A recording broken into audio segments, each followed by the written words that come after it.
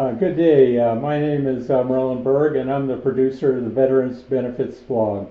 Today I have with me Glen Knoll, and Glen is also a resident here at Madison Meadows in Phoenix, Arizona, where I live. Say who you are and tell me a little bit about yourself. I'm Glen Knoll, and I was born March 5th, 1922 in South Dakota, Clone, South Dakota. When did you join the military, Glen? October 13th, 1942. My dad homesteaded there. Can you give me a little idea where Clone, South Dakota is located? What's it located here? It's about 20 miles north of Valentine, Nebraska. But my dad came from Iowa, and Iowa always got a crop, so that's the way I got started. That was 2 years before I was born. Yeah.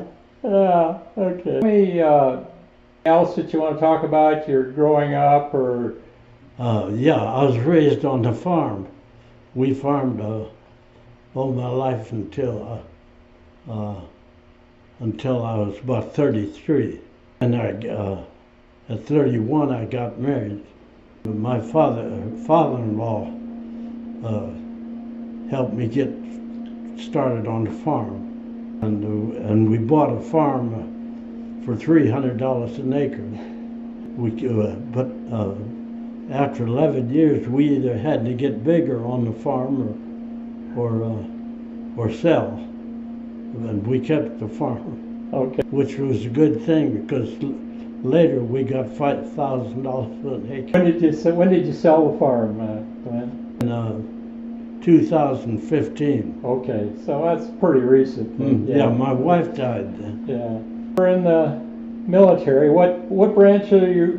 I was in the United States Coast Guard. Okay. But in World War II, we were under the Navy. They just rescue people and anything close to the United States. There was only 250,000 people in the Coast Guard. What did you do? What was your job in the Coast Guard? It was to the ships, and mainly when they were loaded, see that the bombs didn't go off. Okay. They left the detonator off until they got overseas. But they'd still, if with fire or something. Right. I had to see that the loaders didn't light a cigarette. Right. Yeah. And I had to stand up for 4 hours. It was 4 hours and 8 off. Yeah. Right. Okay. So that was you were on shore duty then, is that right? Yes, I was for. I got on a ship, but it stayed in the bay. It didn't go overseas. Okay. And it was real good duty. There was only 30 in the crew. We all knew each other. Okay, where were your home ported then?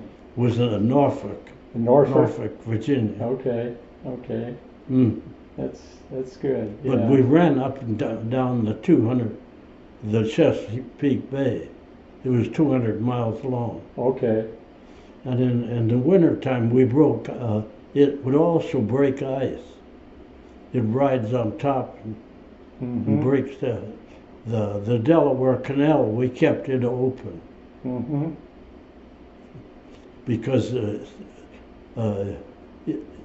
with the Delaware Canal, you could go from Delaware, Philadelphia, to Norfolk. Otherwise, you'd had to go out to sea and around. That's why they built it. Yeah. So you were in World War II. Kind of share with us a little bit about World War II and what it was like living in, in this country back in those days. Can you have any memorable experiences there? In World War II, we weren't prepared. They were beating us. They were beating us for over a year before we recovered. We didn't have any ammunition or enough, you know. Mm-hmm. Mm-hmm. And enough ships, and they. But when I was in Norfolk, in the summertime we wore white uniforms, and it was just it practically light up with all those white. That was where I was telling you they didn't salute. Yeah. Right. Yeah. At people, local people had reason to hate some because they'd come in their land coming back from Europe, and they'd get drunk, you know. Yeah. And the people they'd say bad things to people. Sure. Yeah. Local people. Yeah. That's unfortunate. But they knew we needed them, you know. Yeah. Yeah. Okay. But other places they treated you real good. Yeah. Like New York and San Francisco. Yeah, that's interesting. Yeah. Why don't you share one of your most memorable experiences about being in the Coast Guard? Yeah. Well, the scaredness I was in was when we hit a hurricane after the war was over. We were bringing troops back home, and we were in about 80-mile-an-hour winds. And out to sea, that's really it. There's nothing to stop it. And we had 3,300 troops on board coming back from Italy. And they were all scared too. We were afraid it'd bust in two.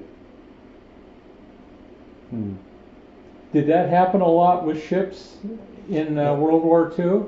But the Liberty ships, a lot of them, I mean, some did.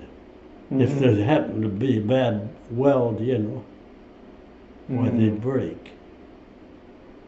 But they traveled in combines. And when the war started, they didn't have guns on them. They had to make the gun. On the ship I was on, you know that thing you follow it around? Like you got a lever. Yeah, I was that. I was on 5-inch 38. Yeah, I was to shoot, to guide it where the target was. There's 13 on the ship. I mean 13 on one gun. There was one in front and one in the back of the ship. And then when they fired, the deck would just shake too. But we never had to use them.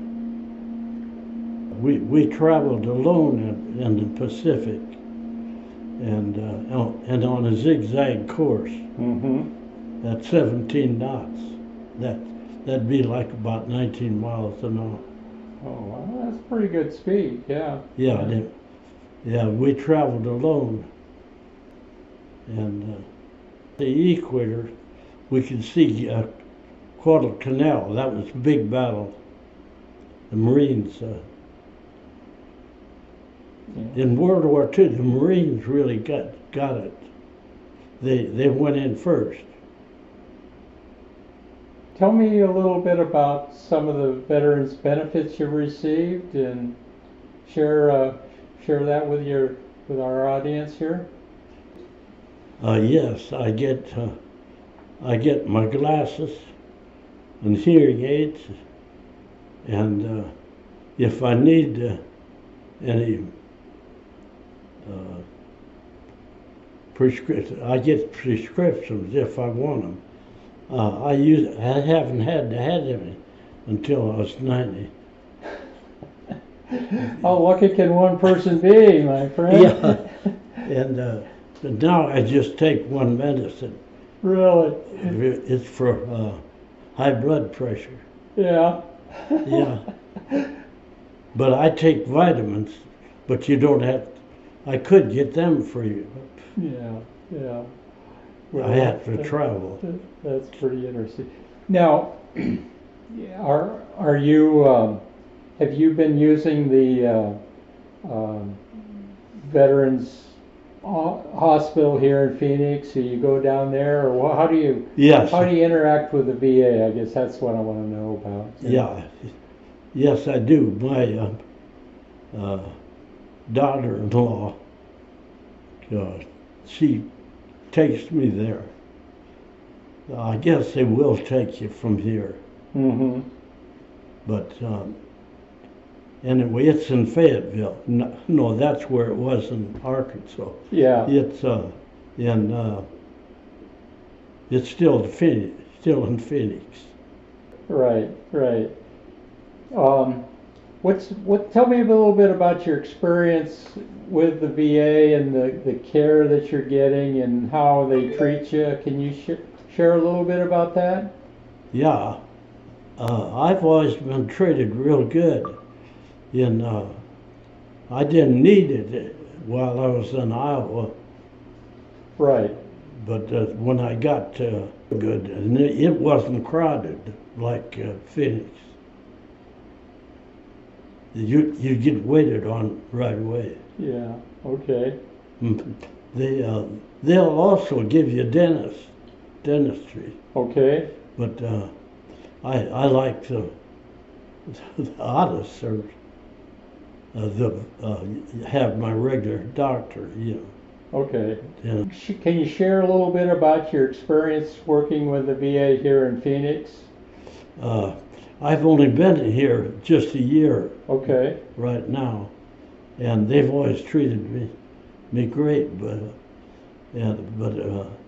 it would be tough for me. But my son's wife, she takes me and gets me where I want to go. I wouldn't know where to go. Right. Right. Yeah, it's really a big place. Yeah. Even though it's just down the street from us here at Madison Meadows. It's, what other benefits have you gotten? Any other benefits from the VA? Well, Hearing aids now. If I needed them, I could have got more. Okay. I was always healthy. Yeah. Right. I didn't take medicine. Are your hearing aids? Do you get them prescribed through the VA? I probably could have got help with the hearing aids, but I didn't think it was that bad. Yeah. But it just gets worse all the time. Yeah. It was pretty good then. You've been to the VA medical program when you lived in, was it Arkansas? Yeah. Tell me a little bit about some of your experiences with that organization, that VA program there. Yeah, they were real good. Did you get good service there? Yes, I sure did. Yeah, talk about that a little bit, will you? Yeah, well, they test me for my hearing aids. That's another thing. When I got to be about 80, I got hearing aids from them, and they'd clean them every 3 months or so. Yeah. Oh, okay. Well, hey, I appreciate your time. Really do.